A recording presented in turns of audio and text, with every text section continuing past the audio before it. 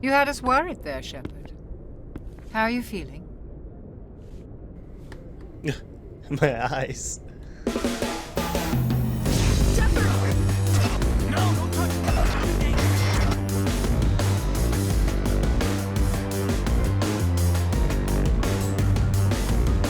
When the Geth showed signs of self-evolution, the Quarians attempted to exterminate them.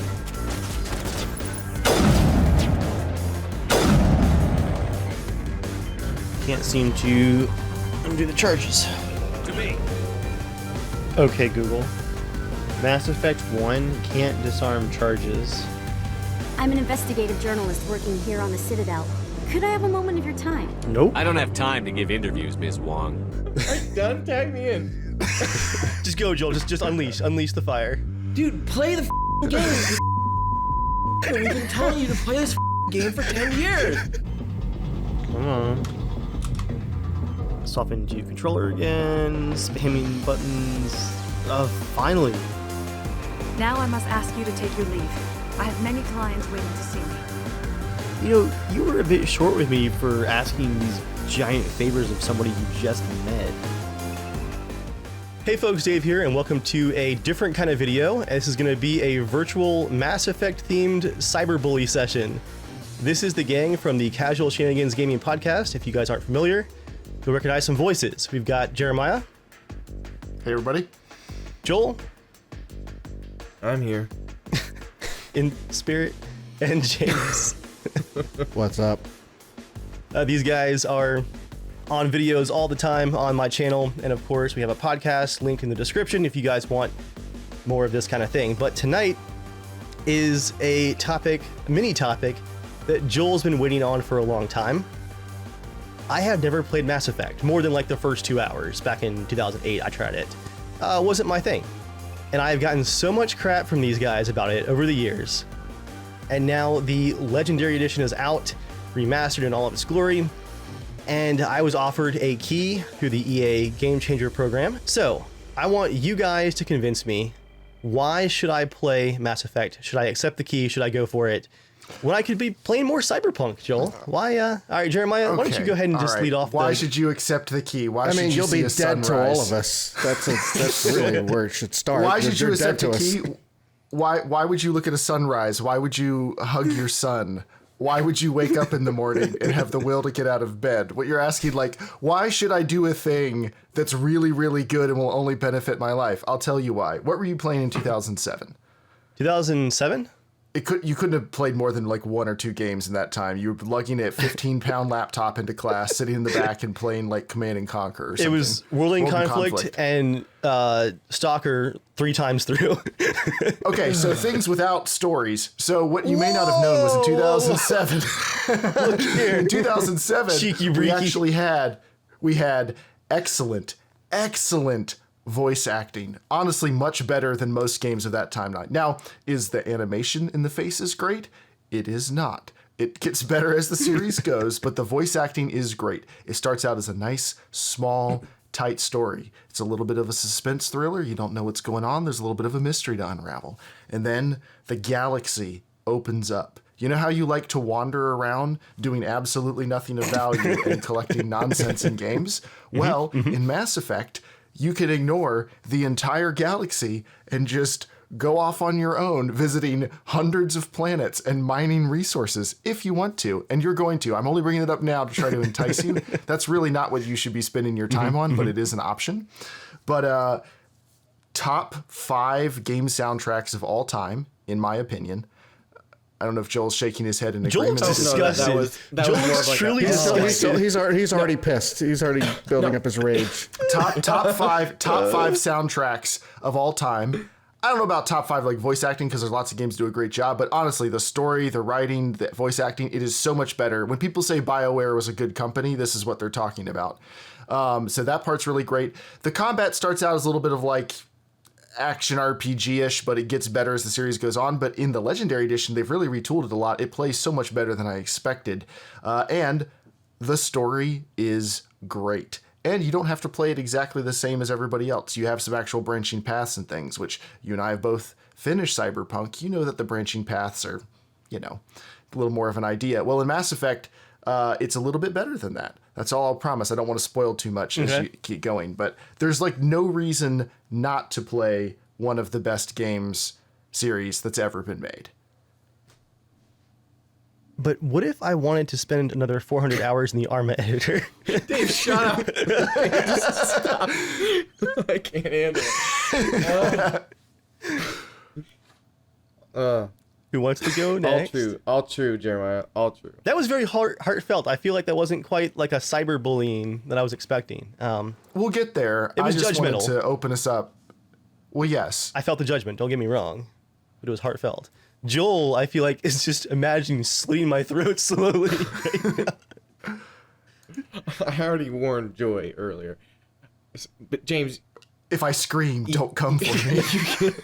you can articulate, I think, this game probably better than anyone, I think. Because, I mean, like, I remember we both I thought I played just this did a pretty at the good same job, time. but that's So fine. actually, Jeremiah pretty much nailed it. I'm going to bed. Shame. Bye. I mean, there's like a certain game every like generation, it feels like, and like this series is definitely one of those. And if I could just give you a quick pause, Why Joel. is Mass Effect so good? Years ago in the podcast, a big part of what brought this whole thing about was, I think it was around the time Mass Effect 3 came out. You guys were really pushing me to just start the series. You got to play it. And I confessed at the time, you guys will remember this, that I just don't have time to play certain games. And I chose at the time, I will not play Mass Effect. And I announced it. And I think this is where all the bitterness comes from. But carry on. Yes, because it's like saying, no, I will not try ice cream. And you're like, okay, Or I get that guacamole. you're saying that, but like when you're drawing, okay, that's a separate topic. When you're drawing there's a- arbitrary lines through your life, Mass Effect and ice cream are not the ones that you just cut off. And you're like, yeah, guys, I guess I'm not showering anymore. Like you played Stalker 3 times through and you have the audacity to sit here and be like, yeah, just not going to be able to play Mass Effect. I got to wander around toting dead bodies full of loot around. I don't know. There's no time. No time. I feel like Dave's been like legitimately like afraid to play it. That's like my only. He's afraid to that's all, love. I think he's he's freaking. It's like something he's afraid of starting a game like that. I don't know why, and it pisses me off. Well, all 3 games together are shorter than Dude, they're all Cyberpunk. shorter than Cyberpunk. All shorter. I mean, combined. together, combined. Yeah, they're Yeah, shorter than together, Cyberpunk. combined. They're shorter I than did Red Dead. Shorter everything. than The Witcher. I did everything in Mass Effect 1, and I beat it in 21 hours. And I wasn't running through. I was And it's taking a my solid time. like 9 hours, just so you know. Yeah. I mean, like it's a solid 9-hour campaign. But I'm like, I literally did everything except for like Checked maybe, every like, find some computer. random token.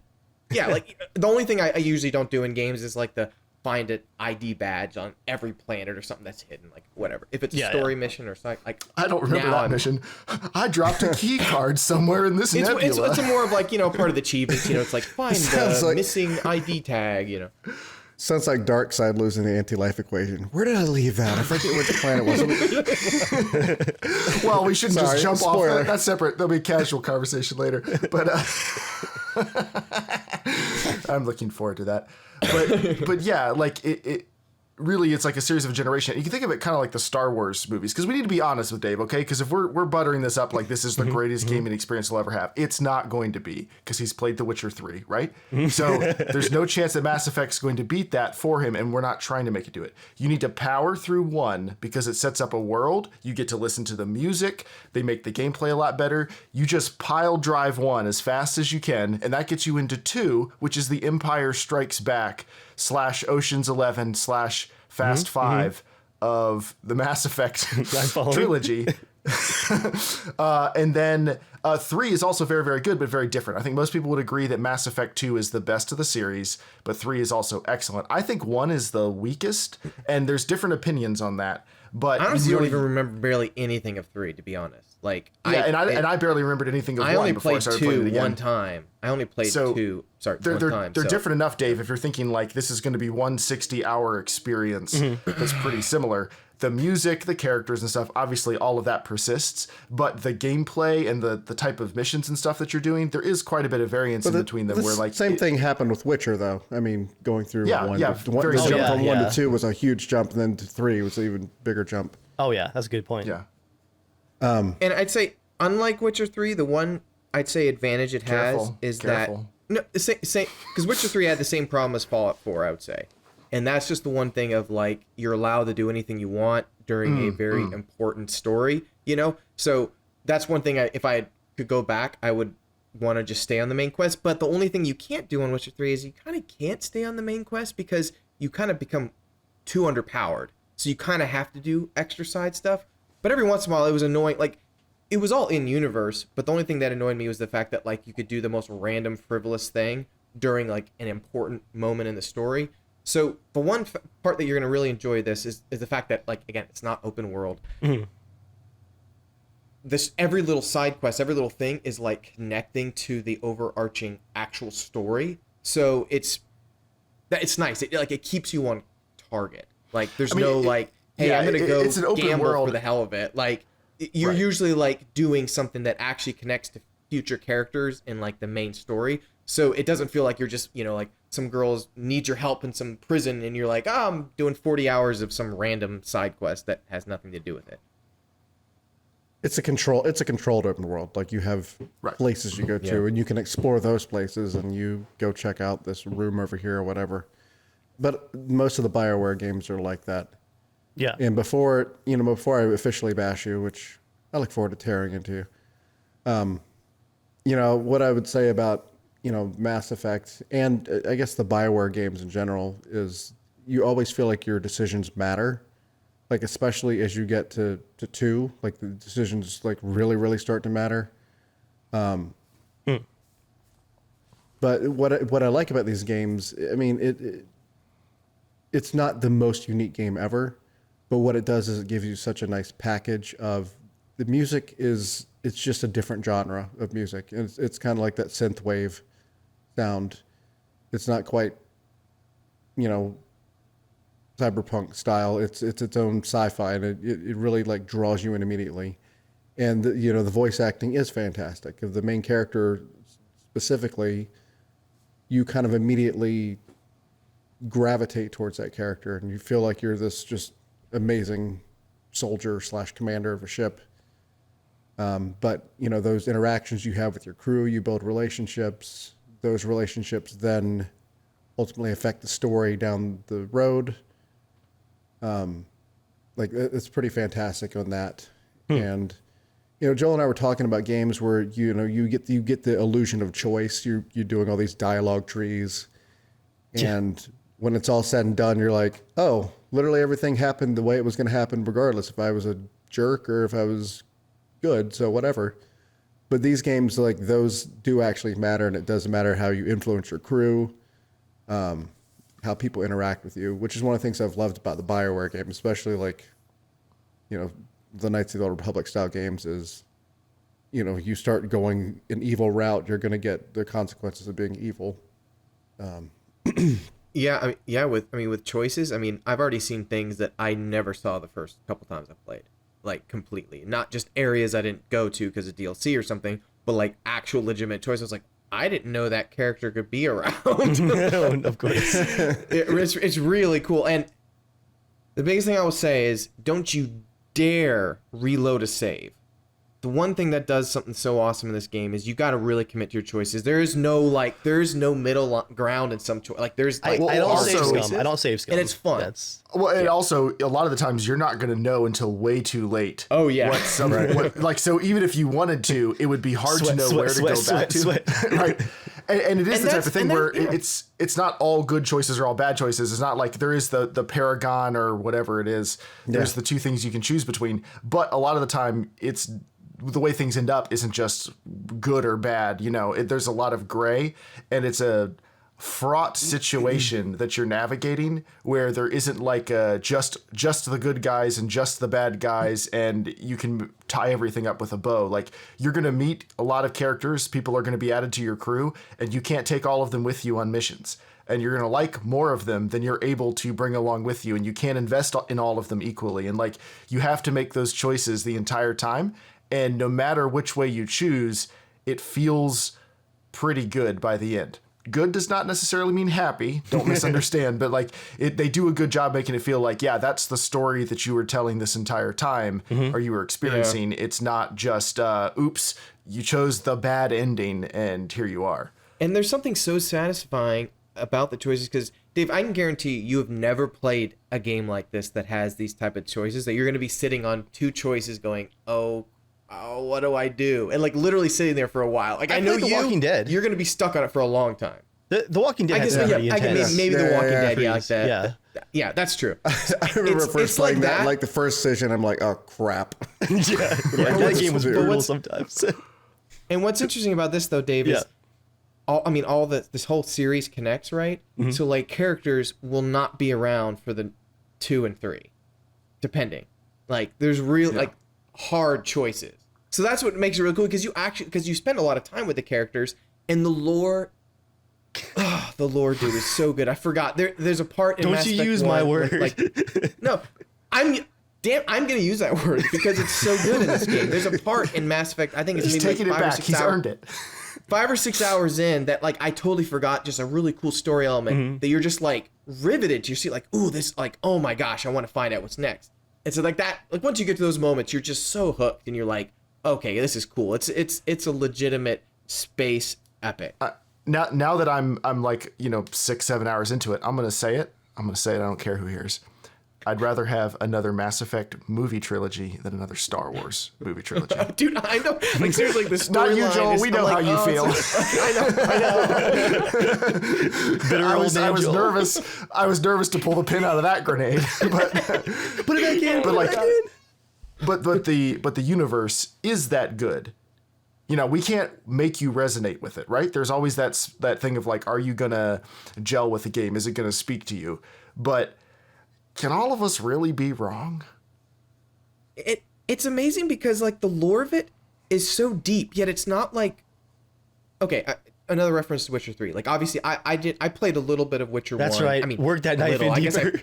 Well, Witcher 1, I guess I played more like 15 hours. I got stuck at one boss battle and I couldn't change the difficulty. Right. I would Sounds about right. That sounds like the Witcher 1 experience. So anyways, but like jumping into Witcher 3, like obviously I loved it, but like when it came to lore, it's so overwhelming for a new person because you're trying to catch up on so much.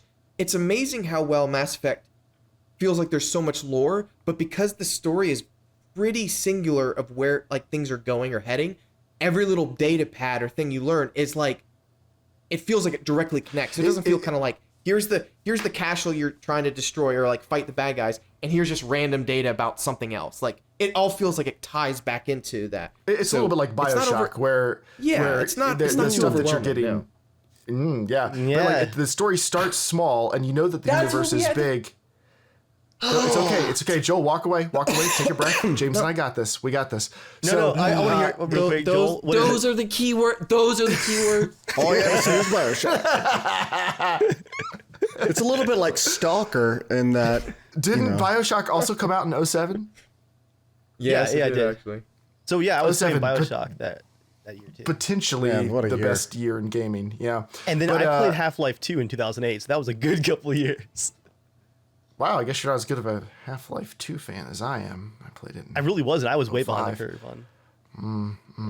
Anyway, sorry, go ahead. But the story starts small though. Like what Joel's saying, I also agree with him. I mean, I've read all the Witcher books and all the comic books and played all the games and everything. And there's a lot of dense world in there to where a lot of times I get confused about what location is next to what thing and who's a part of whatever. It's a little bit like the Game of Thrones universe. Yeah. Well, in Mass Effect, it starts small and then they gradually tell you more and more as you go, and it's not gradually like hours and hours and hours, like every few minutes you're learning a new thing, you're doing things to where you can feel that the universe is big, but you don't feel like you need to try to wrap your head around all of it. You can focus on the story being told right now, and then things start coming in as you go. And I think you're going to see some technological limitations in the first game of where like they had bigger dreams, but the technology wasn't there yet to build that world. But it really, like in 2 and 3, it starts getting bigger and bigger and bigger. And there's some, pretty incredible stuff by the end. Xbox 360 originally? It started on Xbox 360 and PS3 and PC, which is where I played it. But I mean, it was, to me, it was mind blowing on 360. It was like one of the first games I ever played that was like, wow, graphics are so good. Especially had that cool film grain effect and the lens flares and stuff. I'd never seen that before in like a video game, like that kind of, optical. So it's just, dude, getting to the Citadel, like one of the main space stations, kind of. Dude, playing it again, I was like, oh my gosh, I forgot how good this series is. It's really is so good. So like, to me, if you're playing it, just, focus on the main story for a little while. Just get sucked in. There's a couple good side quests that are like legitimately good. There's other ones that like you're gonna go and they're gonna look exactly the same, every single one of them. Like, literally the exact same buildings, everything. Don't get burned out on that crap. Play this just the main story. You're not really missing. Yeah, you're not if you were like really enjoying it, then I just did it right now because I was like, I'm just gonna take my sweet time and enjoy the series. So I'm doing everything. I think you're ahead of all of us. I'm sure. It is so good. But hearing the music and certain planets, and I was like, oh man, the Dave, characters and Joel spiraling. I'll take over. Well, what I was going to say is, this obviously isn't your typical genre of choice. Sure. Like, you tend to gravitate more towards the medieval style, whether it be a completely different universe anyway. But taking this in, allowing this to be a new experience for you, like Joel said, listening to the music and just learning about something and just kind of allowing your imagination to grow with the game. Like, imagine, what happens if we did become interstellar? What happens if, we did meet all these other species?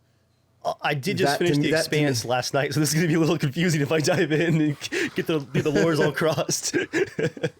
Dave, don't give me that bullshit. You're not gonna cross lore. Dave never crosses lore. You get him. You don't ever get him confused. Don't even. Dave pulls out his other journal. Nope, this doesn't belong here. The anger that is bubbling up right now is just. It's more of like, if you play this damn game and you only play for just a few hours, and I'm gonna go play some other RTS shit. Like, I'm gonna be so pissed. Like, give it a chance. I will say, like, so Joel's talking about 130 hours of Cyberpunk. Oh, that was not your style. It was your style because it was your company, your whatever. We might need to cut some of this out. Just play. Oh this no, game. I like Cyberpunk. Dave's company is EA. Yeah, Dave's company is EA, as he is a game changer. No, what Joel was saying before things got bad about the side quests, definitely for the first game, it's not hard to tell what's the main story and what isn't. It's pretty easy. Just do the main story for the first game, because really you need to treat that like it's, a 10-hour setup for the rest of it. Not that the first game's bad. The first game is great, but it gets so much better in 2 and 3 for, I think, the things that you'll enjoy, that you'll probably benefit more if you just get through the old game parts quickly so you can get into the newer, like, more modern feeling stuff. Because I agree. I would caveat that, though, with make sure to explore the Citadel. While you're there, like, really get to that. Oh, he's definitely going to do that. I didn't think there was any risk about him not doing that. Also, really get to know your characters, because you do get to unlock different storylines and things like that, and it's you can romance whoever you want on the ship, pretty much, if you would like. If you really want to get into the lore, the little details legitimately matter, and I'm excited to talk with you, Jeremiah, and James, like, even just once you guys get through stuff. Wow, screw me, right? Because I'm like, well, that's up to you. We get through stuff. I don't think you're gonna get through. I don't know. I think you're gonna drop it because you're gonna be like, oh, I gotta have my immersion 5 hours at a certain time. Dude, just jump in, just start playing it. You can do it. Anybody besides Joel have a final rant for us? What was that, James? My character can't grow a full beard. No polygon beard textures. There's not a ranger hat. I don't think you want a full beard in space. That feels like that's going to introduce a lot of helmet problems. That is what happened to beards in men's fashion. Was World War I gas masks. They couldn't make a seal, so beards just went away for like an entire generation. But we got really impressive mustaches. You were asking for final thoughts? Final rants. Let's hear 'em. You owe it to yourself to experience such an important part of gaming culture. Joel. And seriously, if you play a good amount and you're not vibing with it, that's understandable, because not every game is for every person. But this is definitely I don't think it will be possible for you to play like 5 or 6 hours and not understand why this is a special game series to a lot of people. And I hope at that point you want to keep going. But I know you, and all jokes aside, your attention to detail and the things that you appreciate about games, you will appreciate a lot in Mass Effect, whether or not this is one of your new favorite game series or whether it's just something you try and it's, it doesn't quite click with you. There's a lot you will appreciate and enjoy about it. And I think you definitely need to get into 2 to really start to understand that and see it. But even you'll get a lot of it, even just playing a good chunk of 1. I believe in The you. look on Joel's face, he was not convinced about your excuses for me. All right, my turn. James? Yeah. Dave, stop being an oppositional, defiant child. I'm so sick of you being defiant. Just do what you're told. Just do what you're told. Eat your freaking veggies. You're gonna clean your freaking room. There we go. Eat my Mass Effect vegetables. You got me? The Papa has Look at me. spoken. So it's like when I tell Micah that he just can't have a bag of Cheetos for dinner. Are you done? Tag me in. Just go, Joel. Just unleash the fire. Dude, play the game. We've been telling you to play this game for 10 years. It's so stupid. It's right up your alley. The immersion is going to be everything, dude. You're going to be like, holy why haven't I played this game? Seriously, you're such a bitch. Years. You play Witcher, you do every little damn icon, little question mark, shit, map thing. Play it. You're going to be like, why did I not play this game before? It's so good. After you play it, and I guarantee you're going to love the shit out of it, you owe us an apology. Because this has been 10 years. Yes, I Dad. played 10 hours of Cyberpunk. I didn't like it. I played 10 hours. You owe me that. Jeremiah says you owe it to yourself. No, you owe me. Play it. Play the damn game. Play it. Oh, you got me there. I've been raging all day. Joy looked over at me and she was like, "Why you just look?" I'm like, I told her I was like, I'm gonna just swear at him. I'm so mad. I'm like, just play the Okay, game. so out of all I'm gonna of go you, play right now. Sorry, guys. Sorry, Dad. I just want you to be proud. I feel like I did something wrong here. Joel did have the correct dagger to use there. He did try Cyberpunk specifically because of me, and he tried a good bit of it. So I have to give him that. So You can beat Mass Effect in 10 hours. So. I'll announce this. I've already started. I played my first hour last night. Just went for it. Now, originally back in 2008, I played I think 2 or 3 hours. I got to that first planet exploration where you're on the vehicle, and that's where it lost me because at the time the controls were absolutely The controls of that vehicle are legendarily terrible. And Except for in the new edition, they fixed it up. Yeah, so I'm excited to see that. So just hearing you guys wax poetic, I'll give you my quick off the cuff first impressions of the first hour, and then for you guys watching the video, if there's any of you left, I'm just gonna have a couple of clips of things that I've experienced, both in the first hour and in the rest. But just hearing some of the things that you guys are excited about, let me just give you my first impressions on the first hour. Joel, please don't murder me in my sleep tonight. The music thing caught my eye. You won't be asleep by the time he's there.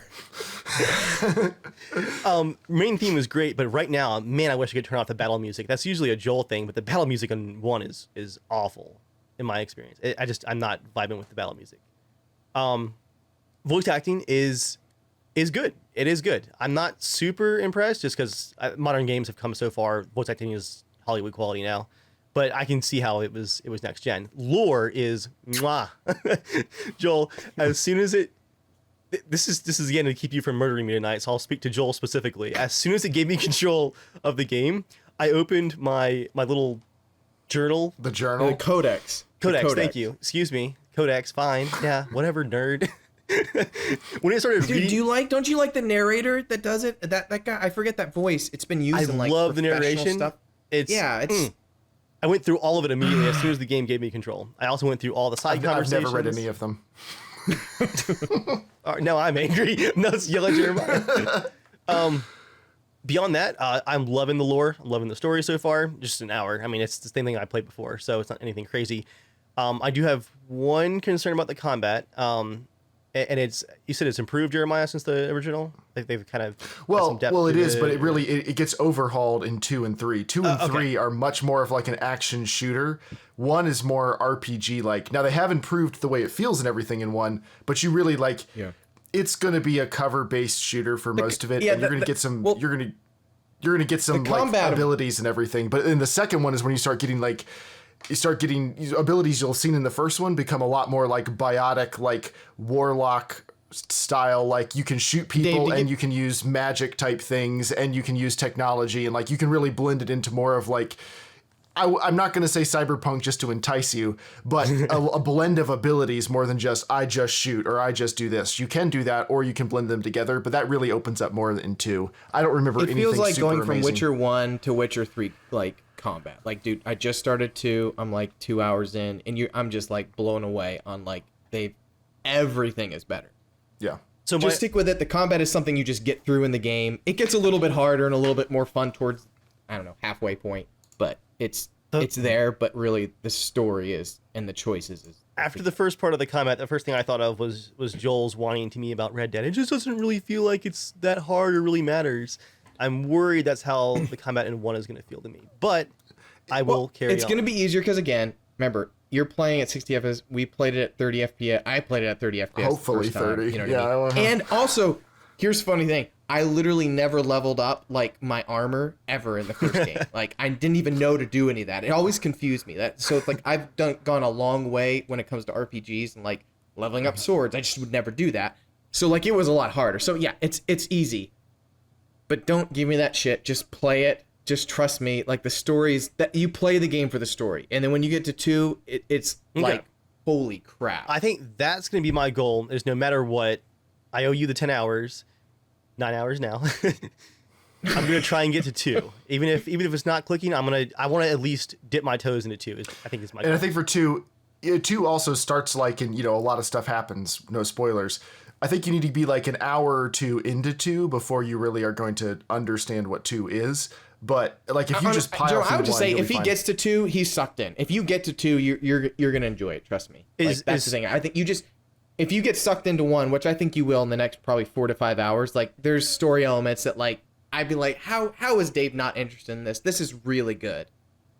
Is 2 where we rendezvous with Drummer's ship? Is that? I wish. It's from The Expanse, Joel. We'll talk about that later. You need to watch it. Oh, I'm sorry. Is this a time for shaming? All right, guys, we're going to go ahead and pivot over to The Expanse. We all yell at Joel now. All right, thanks, guys. I appreciate the Mass Effect intervention. I will give it an honest go, and I'll let you guys know what I think here after a bit more. Also, podcast links in the description if you want to watch us yell at each other some more. Thanks for coming out. Enjoy editing all those bleeps out. Yeah, have fun with that. Oh, yeah, I got the bleep.mp3 ready. Let's do this. Thanks, guys. Alrighty, folks. Dave here. Just Dave this time.